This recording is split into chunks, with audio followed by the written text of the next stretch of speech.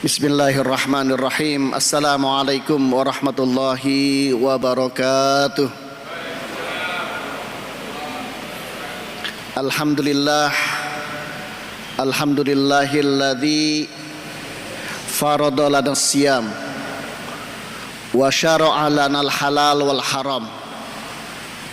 Assalatu wassalamu ala asyrafil anbiya wa khairil anam Sayyidina wa maulana Muhammadin wa ala alihi wa sahbihi ajma'in, amma ba'du. Alhamdulillah, puji syukur kita panjatkan kehadirat Allah Subhanahu wa taala atas rahmat dan nikmatnya. Kita masih diberikan nikmat iman, Islam, hidayah, sehingga kita bisa melaksanakan puasa di hari ke-10 ini dan juga menjalankan ibadah salat zuhur yang menjadi kewajiban kita. Salawat dan salam semoga senantiasa tercurah kepada baginda Nabi besar kita Muhammad sallallahu alaihi wasallam, junjungan kita, teladan kita, Nabi kita, Rasul kita, yang insyaallah syafaatnya akan kita dapati yaumil kiamah nanti. Bapak Ibu jamaah Masjid Al-Hidayah yang dirahmati Allah, saya diminta oleh Takmir Masjid untuk berbicara tentang halal dan haram, khususnya terkait makanan, minuman, obat, dan kosmetik. Kebetulan saya memang sudah 23 tahun menjadi anggota Komisi Fatwa Majelis Ulama Indonesia yang menangani masalah persoalan sertifikasi halal dan untuk produk makanan, minuman, obat, dan kosmetik. Bapak Ibu yang dirahmati Allah, para ulama sepakat bahwa satu hal yang wajib dilakukan oleh seorang setelah bersyahadat adalah mengetahui yang halal dan haram. Pada masa Rasulullah, ketika Rasulullah mendapatkan sekelompok orang dari Madinah dalam perjanjian Aqabah 1 dan 2, mereka berikrar dan bersyahadat tidak ada Tuhan selain Allah, maka apa yang Rasul perintahkan bukan ibadah, tetapi mereka harus berjanji tidak melakukan perbuatan zina, tidak berbuat durhaka pada orang tua, tidak meminum khamar, dan lain sebagainya. Persoalan halal dan haram ini hal yang pertama yang wajib dipahami, diketahui oleh seorang setelah bersyahadat. Yang kedua, dalam Al-Quran, halal dan haram itu khususnya dalam masalah makanan, minuman, obat, itu dikaitkan dengan keimanan. Dalam sejumlah ayat Al-Quran, misalnya dalam surah Al-Ma'idah ayat 88, dikatakan wa kulu mimma razaqakumullahu halalan thayyiba wattaqullaha alladzi antum bihi mu'minun. Maka makanlah kalian makanan yang halal dan thayyib, dan bertakwalah kalian sebagaimana keimanan kalian. Pada ayat lain, faqulu mimma razaqakumullahu halalan thayyiba washkuru bi ni'matillahi in kuntum iyyahu ta'budun. Jadi halal dan haram ini dikaitkan dengan keimanan. Maka kalau kita bicara halal dan haram makanan, itu bicara tentang keimanan, ya. Kalau ada orang yang berani mengekspos makan babi di TikTok begitu padahal dia mengaku beriman, itu berarti dia tidak beriman. Karena apa? Karena halal dan haram itu kaitannya dengan keimanan. Bapak Ibu yang dirahmati Allah, di dalam hadis juga dikaitkan dengan hal-hal yang sama tentang halal dan haram. Nah, halal dan haram yang kita makan ini sangat berpengaruh dengan berbagai hal. Pertama, halal dan haram itu sangat berpengaruh kepada doa yang akan kita panjatkan, apakah bisa diijabah oleh Allah atau tidak. Pada suatu hari didapati ada seorang musafir berteduh di bawah pohon. Lalu dia berdoa, ya Rabb, ya Rabb, ya Rabb. Tapi apa kata Rasulullah? Fa aina ma yustajabud doa. Doa orang musafir itu adalah doa yang mustajab. Tapi kata Rasulullah, bagaimana orang musafir ini bisa diterima oleh Allah doanya, dikabulkan oleh Allah doanya? Wa ma akaluhul haram, apa yang dia makan haram. Wa ma syarabu haram, apa yang dia minum haram. Wa malbasuhu haram, apa yang dia pakai haram. Maka kalau ada doa-doa yang tidak diijabah oleh Allah, kita harus introspeksi diri. Jangan-jangan ada hal-hal yang haram yang kita makan. Yang kedua, halal dan haram itu sangat berkait dengan keimanan dan juga keselamatan hidup kita di dunia dan akhirat. Kalau kita biasa memakan yang haram, maka kata Nabi, lahmun nabata bihil haram fannaru aulabih. Daging yang tumbuh dalam tubuh kita, dalam tubuh istri kita, anak kita yang kita nafkahi dari yang haram, annaru aulabih. Maka hati-hati kita dalam memberikan nafkah kepada istri, kepada anak, jangan sampai kita nafkahi dengan yang haram. Nah, yang haram ini ada 3 hal yang harus kita perhatikan, halal dan haram. Pertama adalah halal dalam mendapatkan rizkinya. Artinya caranya kita mendapatkan rizki harus benar. Pekerjaannya pekerjaan yang baik, yang halal, sehingga rizki kita yang kita dapat adalah rizki yang halal. Itu hal yang pertama. Hal yang kedua yang harus kita jaga adalah halal dalam mengkonsumsi, membelanjakannya. Nah, ini yang tema kita hari ini yang akan kita bahas, tentang makanan, minuman, obat dan kosmetik halal. Ya, jadi kenapa ini perlu kita gali? Karena di masa sekarang ini, di mana perdagangan ekspor impor, perdagangan antar negara, antar wilayah itu sudah sangat masif, sehingga persoalan kehalalan sebuah makanan, minuman, obat dan kosmetik sudah tidak sederhana lagi. Ya. Kedua, dengan perkembangan ilmu sains dan teknologi, wabil khusus teknologi pangan, maka persoalan kehalalan produk makanan itu tidak lagi sederhana. Makanan, minuman, obat, kosmetik, kehalalannya menjadi sebuah belantara yang harus digali, dikaji, bahkan difatwakan. Nah, disinilah kenapa Majelis Ulama Indonesia mengambil peran melakukan sertifikasi halal. Karena tadi kehalalan sebuah produk makanan dan minuman itu tidak lagi sederhana. Saya sebetulnya ingin menampilkan gambar tentang bagaimana proses dan produk makanan itu menjadi belantara di masa sekarang. Saya ambilkan contoh, misalnya air minum dalam kemasan. Yang Bapak lihat dalam kemasan itu ada logo halalnya. Kenapa air aqua, le mineral dan lain sebagainya yang hanya air putih saja itu harus ada sertifikasi halal? Karena sekarang proses air yang sudah diolah dijual dalam kemasan atau AMDK, air minum dalam kemasan, itu ada proses purifikasi, ada proses pemurnian. Pemurnian itu menggunakan karbon aktif, dan karbon aktif itu bisa menggunakan tulang hewan. Persoalannya tulang hewan apa yang digunakan? Kalaupun tulang hewan yang halal, apakah hewannya disembelih secara halal? Itu yang sederhana, air mineral. Minyak tidak lagi sederhana, karena minyak perlu proses penjernihan menjadi kuning seperti emas. Nah, proses penjernihan minyak itu juga menggunakan satu bahan yang bersumber dari bahan hewani. Gula putih itu ada proses rafinasi. Di dalam proses rafinasi ada penggunaan bahan hewani. Persoalannya hewan apa yang digunakan? Itu adalah makanan yang kita gunakan sehari-hari, yang kita konsumsi sehari-hari. Kalau dulu kita makan itu secara sederhana saja, singkong direbus, pisang direbus dengan gula aren. Tidak ada unsur-unsur halal haramnya di situ. Jelas murni alami.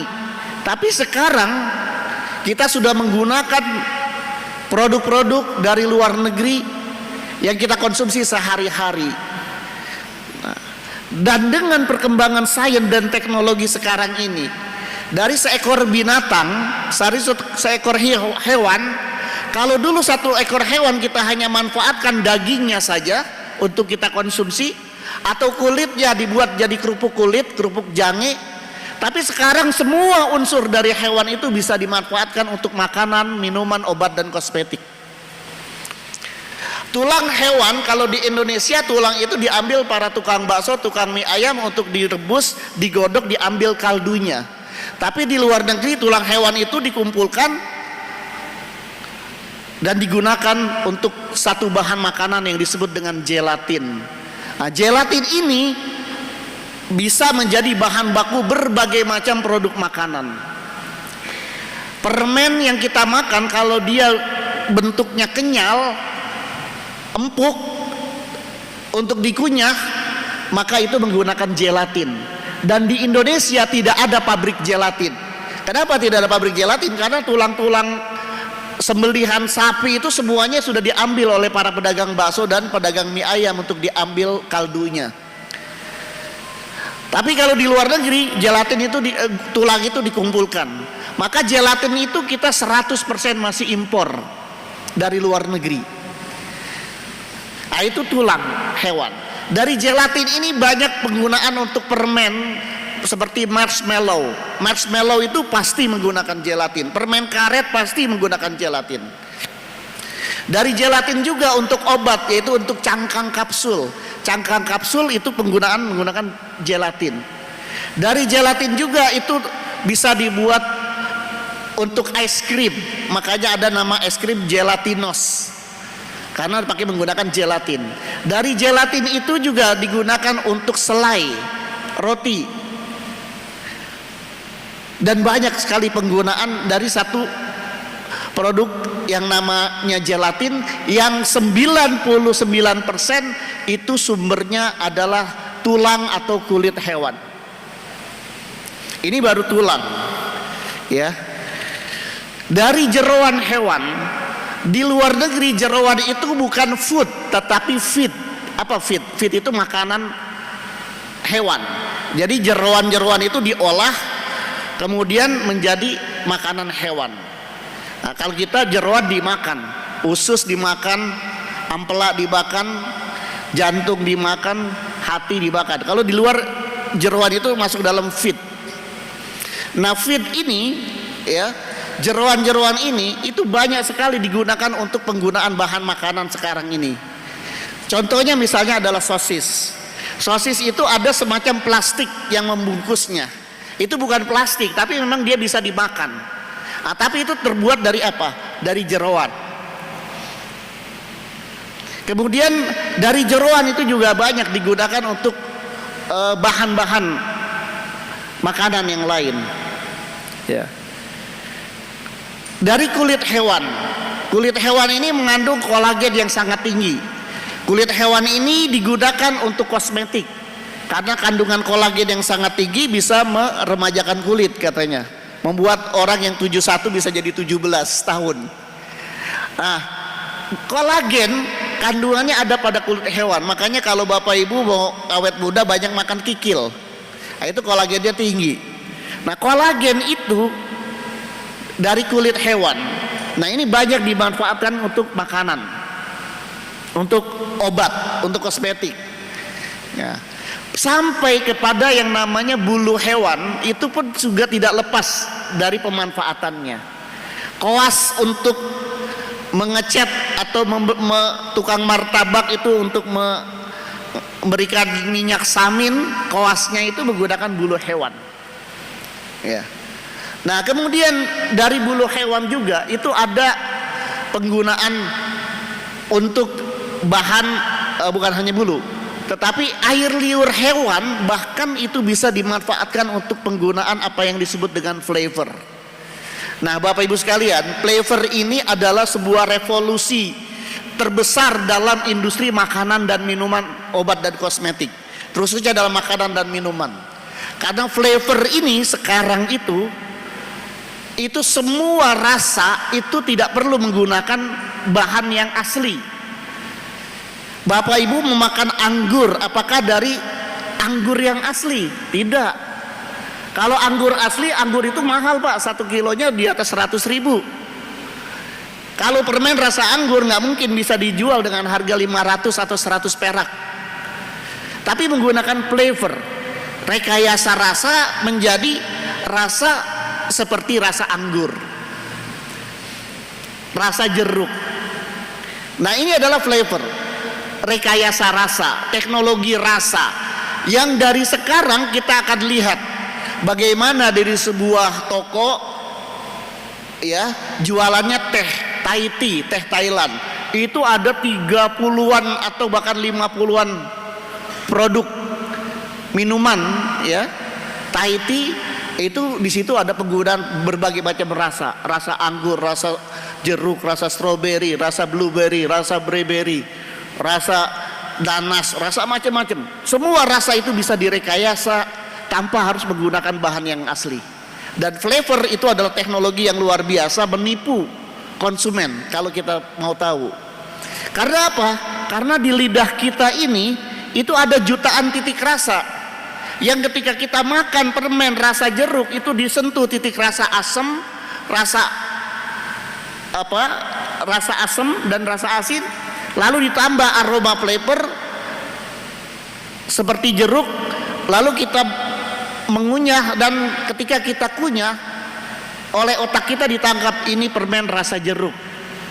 Padahal dia hanyalah bahan yang berupa gula ditambah air ditambah flavor. Dan flavor itu cukup membutuhkan 1 botol kecil ini bisa mengubah 1 drum air menjadi rasa anggur. 1 botol kecil mengubah bisa menjadi rasa jeruk. Esensnya itu. Ini adalah teknologi, revolusi teknologi dalam industri makanan.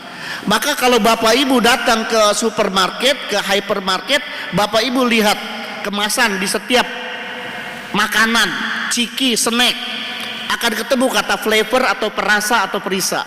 Bapak Ibu masuk ke lorong mie instan, akan ketemu kata flavor dan perasa atau perisa. Bapak Ibu masuk ke lorong susu, akan ketemu ingredientnya terbuat dari flavor dan sebagainya. Hampir semua isi supermarket itu isinya, setiap kemasannya akan ketemu kata flavor. Bapak Ibu masuk ke kedai-kedai kopi, banyak tawaran rasa macam kopi, rasa macam teh, itu menggunakan flavor. Dan flavor itu adalah bahan yang murah, tapi bisa dijual dengan harga yang mahal. Ini adalah revolusi teknologi yang namanya flavor. Bahkan secara teoritis dulu pernah datang ke MUI, orang bisa buat mie instan rasa babi panggang, tapi tidak terbuat dari babi. Nah, ini halal atau haram ini? Mie instan rasa babi panggang, tapi tidak terbuat dari babi. Ah, itu. Jadi itu bisa dibuat dengan namanya teknologi flavor. Ya. Nah, kita masuk lagi nanti ke dalam dunia industri kosmetik. Di dalam industri kosmetik, Bapak Ibu sekalian, kandungan kolagen paling besar dan paling banyak itu ada pada ari-ari manusia. Di Cina sana yang namanya aborsi itu dilegalkan karena pertumbuhan penduduknya sangat besar. Di India dilegalkan karena pertumbuhan penduduknya sangat besar. Di Eropa juga demikian. Maka bayi-bayi yang diaborsi itu ari-arinya dikumpulkan karena kandungan kolagennya sangat besar untuk membuat kosmetik. Maka ari-ari manusia, janin hasil persalinan itu pun bisa dimanfaatkan untuk pengembangan namanya kosmetik. Ya, kosmetik sekarang sudah macam-macam.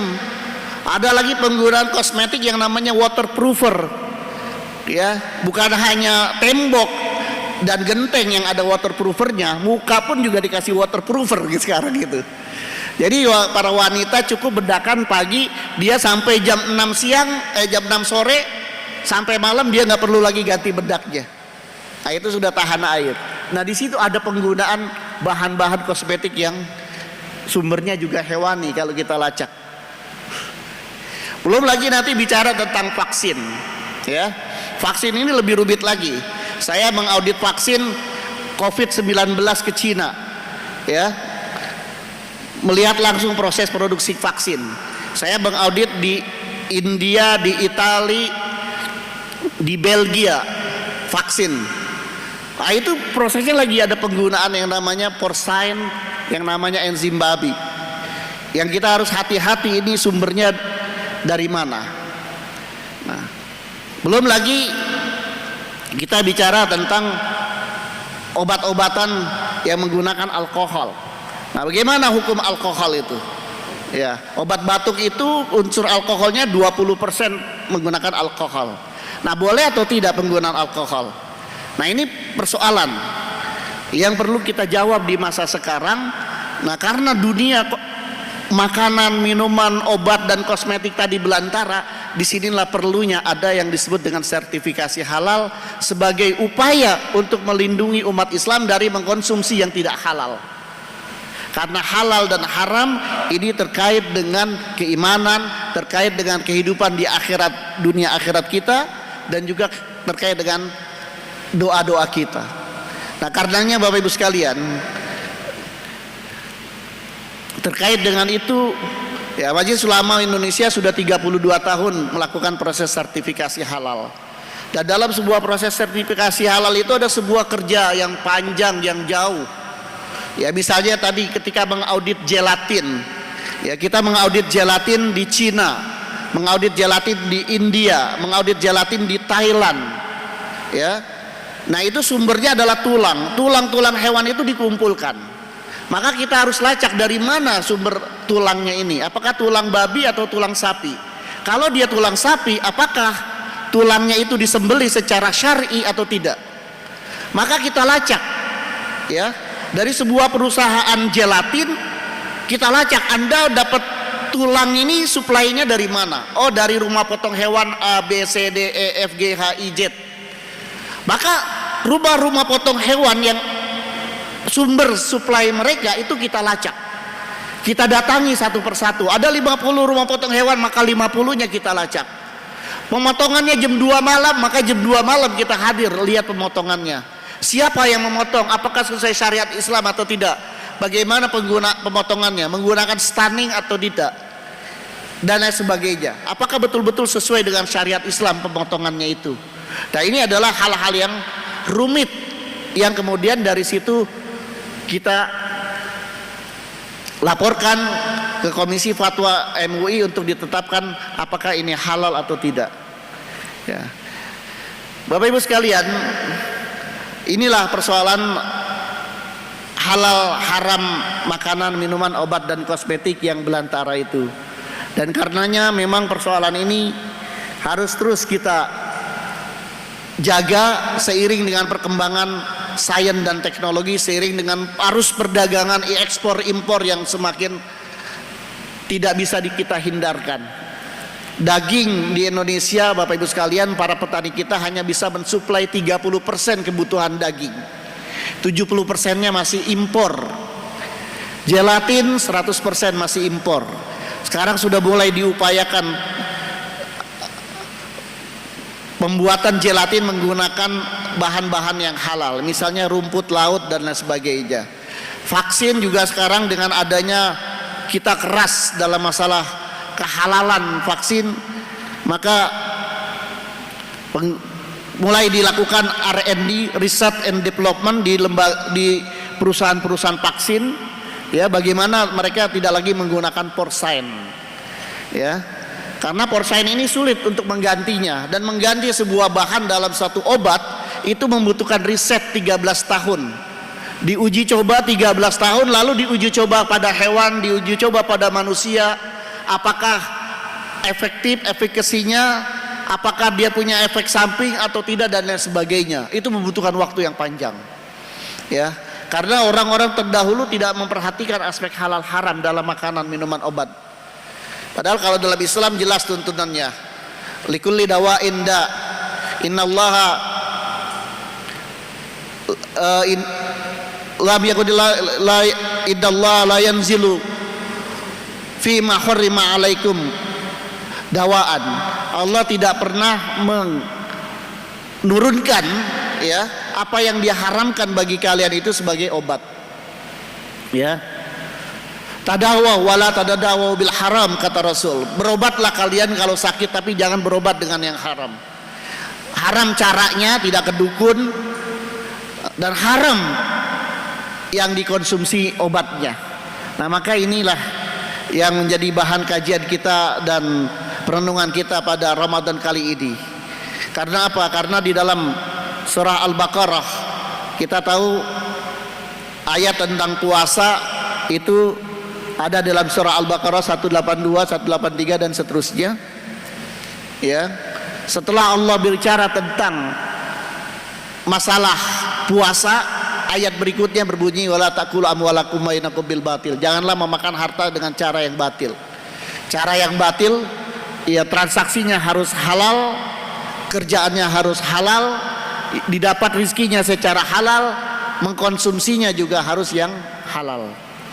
Saya kira ini sebagai pengantar, saya akan dengan senang hati kalau kita bisa saling bertanya jawab tentang masalah atau tema ini yang mungkin ingin ditanyakan oleh Bapak Ibu sekalian, supaya mungkin tidak ada keraguan lagi ya untuk mengkonsumsi sesuatu yang sudah disertifikasi halal. Ya, mulai saat ini kita harus berhati-hati memilih produk makanan yang kita konsumsi, produk makanan yang kita beli, ya pastikan bahwa itu sudah tersertifikasi halal. Saya persilahkan kalau memang ada. Fadal, Ustadz, Bapak yang di depan. Tidak ada mic.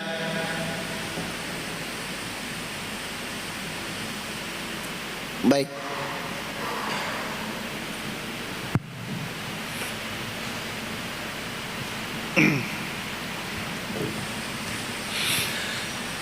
Assalamualaikum warahmatullahi wabarakatuh. Waalaikumsalam warahmatullahi Terima wabarakatuh. kasih waktunya Ustaz. Ini pertanyaan saya, kalau tadi melihat dari berbagai macam cara ya, bagaimana obat itu atau semua jenis lah yang disertifikasi itu kan sebetulnya dari mulai cara terus kontennya itu kan semuanya harus dilakukan uji coba gitu Ustaz. Nah, tentu ini kan bukan pekerjaan yang mudah ya gitu. Sebetulnya ini saya pertanyaan dari orang awam aja nih.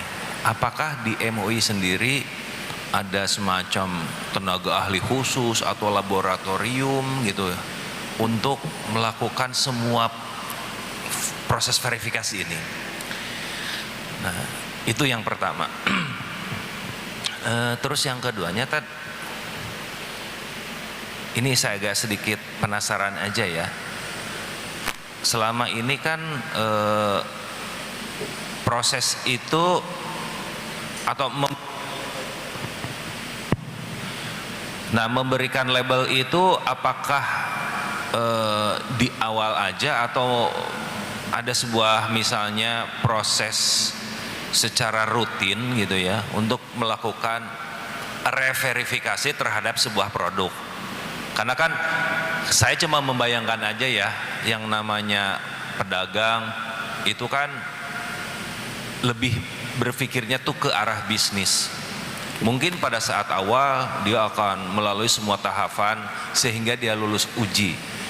Nah, kemudian kan karena otak bisnisnya agak nakal gitu ya, dalam beberapa waktu kemudian dia akan lakukan perubahan-perubahan menggunakan barang-barang yang tidak halal gitu loh. Sehingga kan ini kayaknya agak berkejar-kejaran nih gitu dari sehingga pertanyaannya untuk reverifikasi itu secara rutin itu bagaimana prosesnya? Maaf, satu lagi yang ketiga, saya ada sedikit penasaran tuh ini mengenai masalah babi ya. Sebenarnya kalau babi itu sendiri apakah secara ekonomis itu murah gitu ya? Sehingga banyak sekali dipakai unsur babi ini. Atau memang ada kesengajaan gitu ya dari non muslim, biarlah unsur babi ini dimasukkan gitu. Apakah ada unsur kesengajaan atau dari faktor ekonomisnya? Itu aja mungkin Ustaz. Mohon maaf kalau kebanyakan. Assalamualaikum warahmatullahi wabarakatuh. Baik, ini pertanyaan yang selalu muncul setiap saya menyampaikan sesi ini. Tapi tidak apa-apa. Ya, pertama, proses sertifikasi halal itu adalah sebuah proses yang panjang. Kita di MUI ada dua lembaga. Ada lembaga LPPOM MUI, Lembaga Pengkajian Pangan, Obat-obatan dan Kosmetik. Nah, disinilah para ahli kimia, ahli biologi, ahli bioteknologi, ahli farmasi, ahli macam-macam berkumpul. Nah, LPPOM MUI ini berisi para saintis, sederhananya seperti itu. Nah, ada komisi fatwa sebagai para ahli syariahnya yang nanti menetapkan kehalalan dan keharamannya. Nah, kemudian dalam proses sertifikasi, setelah ada proses pendaftaran administratif dan sebagainya, maka dilakukan, mereka melaporkan ya produk mereka, ya misalnya Indofood, produk mereka mie instan, bahan bakunya tepung terigu, telur, garam dan lain sebagainya. Nah, setelah mereka mengisi borang, mereka harus mengisi secara lengkap bahan baku, itu artinya bahan intinya, bahan penolong artinya bahan tambahan, tambahan sebagai bahan inti, dan bahan penolong. Nah, kemudian proses produksi harus dia jelaskan. Nah, kemudian setelah itu mereka, sebelum kita audit on the spot di lapangan, mereka harus mengikuti apa yang kita sebut dengan pelatihan SJH, Sistem Jaminan Halal. Artinya mereka harus menerapkan sebuah sistem dalam sistem produksi mereka, sehingga kontinuitas keberlangsungan produksi itu akan terjaga dan tidak boleh ada perubahan. Nah, setelah semua itu mereka siapkan dan terapkan, baru kemudian kita audit on the spot. Maka ketika kita audit on the spot, kita lacak bahan bakunya apa, bahan penolongnya apa, bahan tambahannya apa, proses produksinya bagaimana, alat yang digunakannya seperti apa, apakah dia hanya memproduksi yang halal saja. Kalau dia memproduksi halal tapi juga haram, ini nggak boleh, alatnya itu bercampur dan seterusnya, sampai kepada kemasannya. Karena kemasan juga itu harus disertifikasi halal, ya. Nah, sampai kemudian pada distribusinya.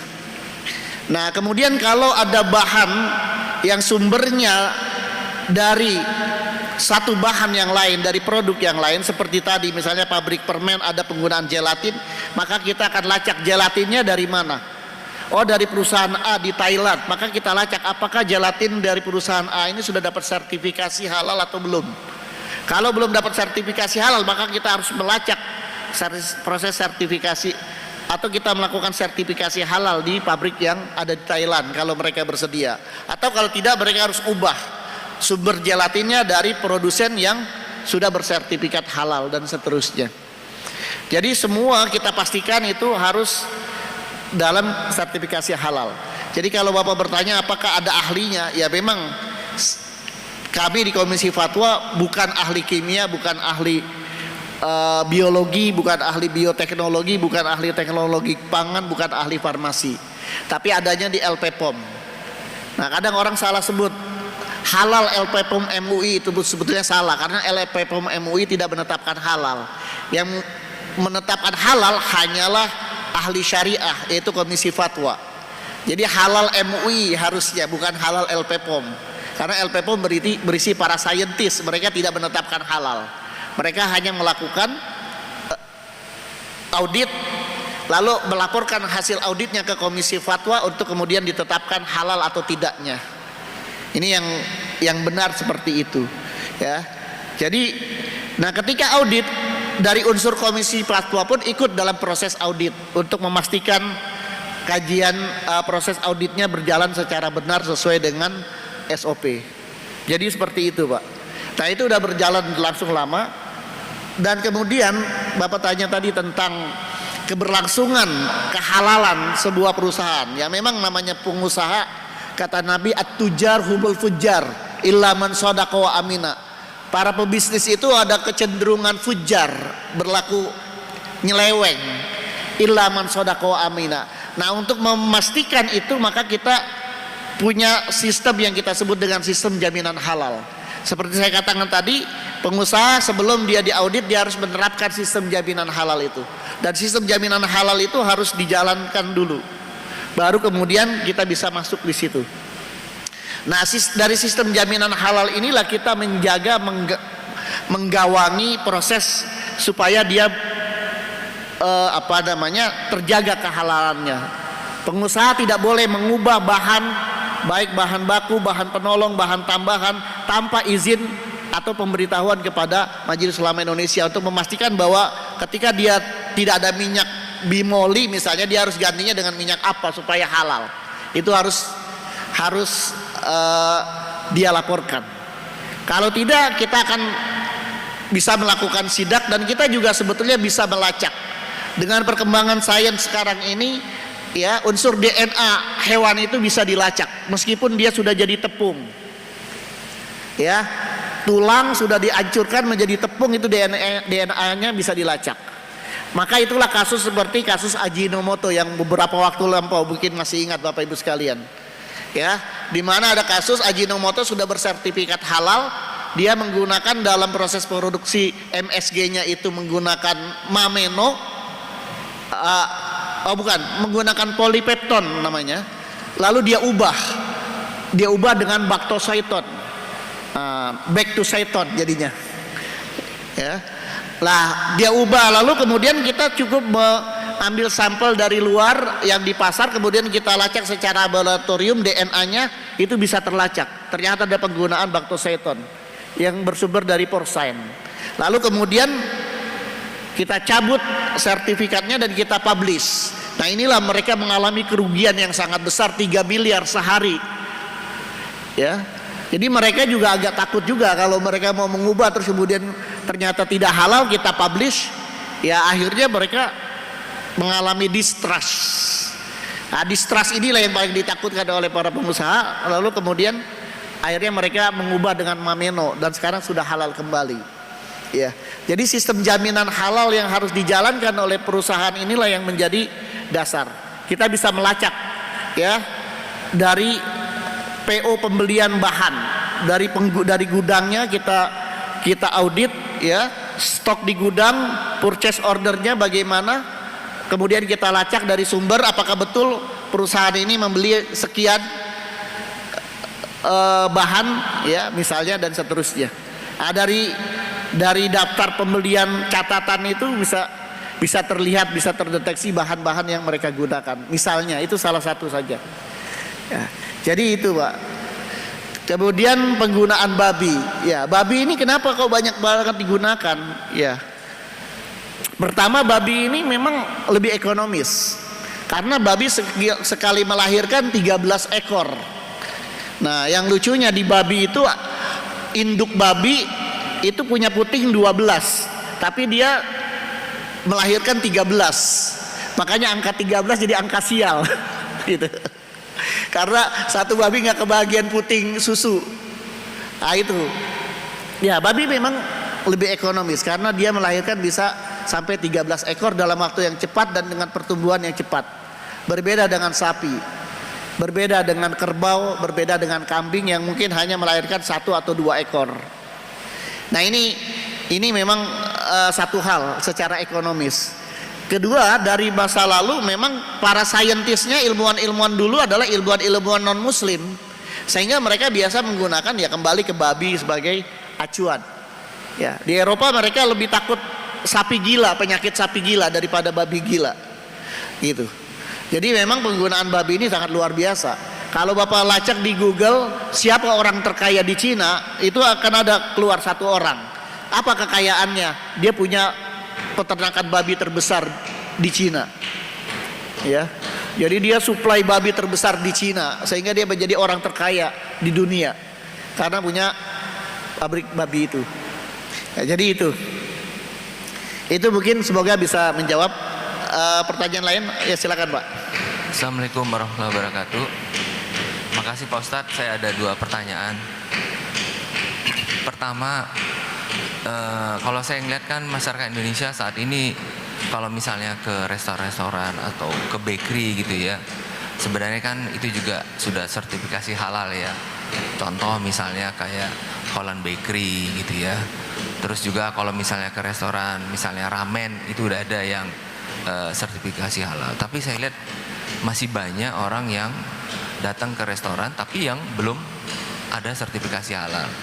Pertanyaan saya adalah bagaimana peran MUI untuk mensosialisasikan supaya umat muslim itu aware kalau masuk restoran itu yang ada sertifikasi halal MUI. Itu banyak sekali di mal-mal kalau Pak Ustadz lihat yang belum ada sertifikasi halal, tapi justru banyak banget. Ya kelihatan kalau pakai jilbab kan berarti umat muslim ya. Itu yang pertama. Yang kedua, kalau kita lagi jalan-jalan ke luar negeri, itu sangat sulit cari makanan halal. Kira-kira ada trik dan tips nggak Pak Ustadz supaya mudah untuk mencari makanan halal ke luar negeri? Misalnya ke Jepang atau ke mana gitu. Waalaikumsalam. Assalamualaikum warahmatullahi wabarakatuh. Waalaikumsalam warahmatullahi wabarakatuh. Baik. Iya, soal pilihan makanan itu kan pilihan individu ya. Jadi kita di Majelis Ulama Indonesia sudah memperjuangkan undang-undang jaminan produk halal, yang dengan undang-undang tersebut sudah ditegaskan bahwa semua produk makanan, minuman, obat, dan kosmetik yang beredar dan diperdagangkan di Indonesia wajib bersertifikat halal. Nah, tapi kewajiban itu masih belum bisa dijalankan oleh pemerintah karena memang produk di Indonesia sangat banyak, puluhan juta. Nah, itu ditargetkan 2024. Meski saya agak pesimis target itu tercapai. Tetapi ya disinilah kita melakukan edukasi, sosialisasi kepada masyarakat tentang memilih makanan, minuman ya, khususnya ketika kita di mall, di restoran, ya kita pastikan produk makanan yang kita konsumsi itu sudah bersertifikat halal. Restoran yang kita makan itu sudah bersertifikat halal. Meski ya banyak di antara umat kita yang nggak peduli halal haram, pokoknya makan saja begitu, nggak jelas halal haramnya. Ya padahal kata Nabi, al halalu bayyinun wal haramu bayyinun wa bainahuma amrun mustabihat. Faman faqa'a fi syubhat faqad waqa'a fil haram. Yang halal sudah jelas, yang haram sudah jelas, dan di antara halal dan haram itu ada yang mutasyabih, yang abu-abu, yang gray area. Ya. Faman waqa'a fi syubhat, barang siapa yang terjatuh pada yang abu-abu, yang gray area itu, faqad waqa'a fil haram. Maka berarti dia sudah terjatuh kepada yang haram. Maka disinilah kita harus pastikan ya, kalau sudah bersertifikat halal berarti sudah diaudit, sudah dikaji, sudah dipatwakan halal, maka itu sudah jelas bayyin. Maka kita harus pilih restoran yang itu, meskipun mungkin kurang sesuai dengan selera kita, tapi itulah syariat kita ya. Tapi kalau yang tidak, nah ini yang abu-abu. Ini memang masih ada sejumlah rumah makan ya, bahkan juga rumah makan di kalangan muslim sendiri yang merasa bahwa kami sudah pasti halal, gak mungkin tidak halal. Mereka menyediakan daging, menyediakan ayam ya. Padahal di Indonesia ini yang kita prihatinkan adalah ada 3.300 rumah potong hewan, tapi yang baru bersertifikat halal itu baru 15%-nya. 85% rumah potong hewan itu tidak jelas pemotongannya sesuai dengan syariat Islam atau tidak.